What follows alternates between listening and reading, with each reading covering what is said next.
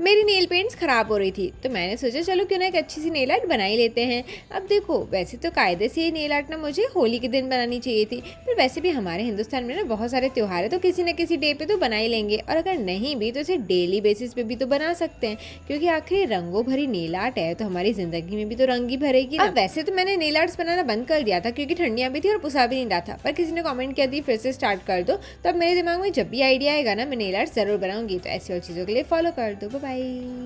हमारे इंडिया में ना बच्चों के नाम ना किसी न किसी मीनिंग पे रखे जाते हैं। मीनिंगलेस नाम तो सिर्फ फॉरेन में ही रखे जाते हैं। और गजब की बात तो यह है कि जो नाम की मीनिंग होती है ना, बच्चा भी उसी तरह का होता है। या तो उसका बिहेवियर ऐसा होगा या फिर उसके लुक्स ऐसे होंगे। अब जैसे मुस्कान नाम का कोई बच्चा होगा तो उसकी स्माइल बहुत अच्छी होती है, या फिर नैना नाम का होगा तो उसकी आंखें बहुत अच्छी होती हैं।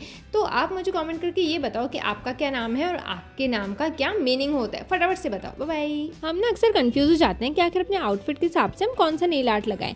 तो मैं क्या करती हूँ ना अक्सर, कि मैंने जो भी पहना हुआ है ना, वो तीनों कलर्स, चाहे शूज़ का, टॉप का एंड जो बॉटम है उसका कलर ना इस तरह से लगा देती हूँ। देन ना निडल की मदद से ना इस तरह से डिज़ाइन दे देती हूँ। ये नेल आर्ट ना बहुत ही प्रिटी लगती है, तो इसे ट्राई ज़रूर करना। मैंने नेल पेंट को पानी में डाल के ट्राई किया, मतलब कि मार्बल नेल आर्ट बनाई। पर होता है ना कि जो भी चीज़ मैं ट्राई करूँ ना, वो एक बार में सही हो जाए, ऐसा हो ही नहीं सकता। तो मैंने नेल पेंट डाली ना, तो वो यहाँ वहाँ फुदक रही थी पानी में, जबकि दूसरों की तो फैल रही थी। अब डिज़ाइन बनना तो दूर की बात है, नेल पेंट फैल ही नहीं थी। तो फर्स्ट ट्रायल के बाद मैंने सेकंड ट्रायल लिया, और उसमें मैंने नोटिस किया कि लाइट नेल पेंट ना जल्दी फैल रही है, बल्कि थिक वाली ना फैल ही नहीं रही है। फिर नेल पेंट वेस्ट करने के बाद मैंने थर्ड ट्रायल लिया, और मैंने दोनों ही लाइट नेल पेंट यूज़ करी। लाइट मतलब कि लिक्विड ही।